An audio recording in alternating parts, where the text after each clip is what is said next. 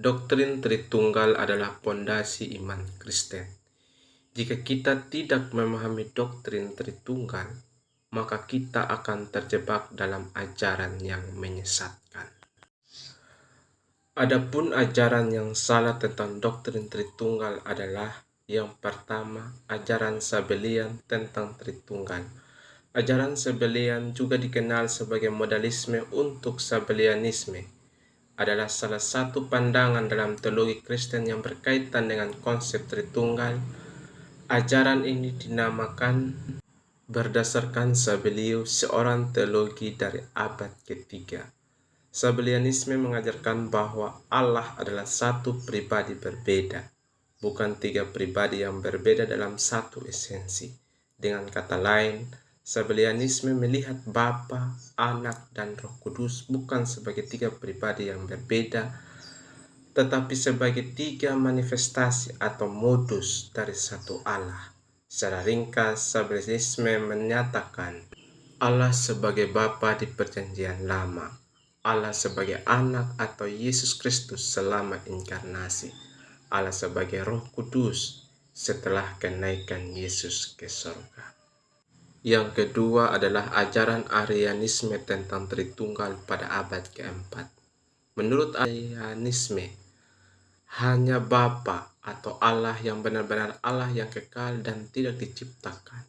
Yesus atau Anak dianggap sebagai makhluk ciptaan yang diciptakan oleh Bapa, dan dengan demikian tidak memiliki kekekalan yang sama sekali dengan Bapa. Yesus dianggap sebagai makhluk tertinggi dan paling mulia yang diciptakan oleh Allah, tetapi bukan setara dengan Allah. Oleh karena itu, dalam pandangan Arianisme, hanya Bapa yang adalah Tuhan yang sejati dan kekal. Ajaran ini dapat dirangkum sebagai berikut. Bapa adalah satu-satunya Allah yang benar dan kekal. Anak atau Yesus Kristus adalah makhluk ciptaan yang diciptakan oleh Bapa dan bukan Allah yang kekal. Roh Kudus juga dianggap sebagai makhluk yang diciptakan oleh Bapa, tidak setara dengan Bapa atau Anak. Itulah ajaran yang menyesatkan tentang doktrin Tritunggal. Lalu bagaimana dengan ajaran doktrin Tritunggal yang benar? Tentu dasar utama dari doktrin Tritunggal adalah pengakuan akan keesaan Allah. Dalam Ulangan 6 ayat 4 dinyatakan bahwa dengarlah hai orang Israel, Tuhan itu Allah kita, Tuhan itu Esa. Ini menegaskan bahwa Allah adalah satu dan tidak terbagi.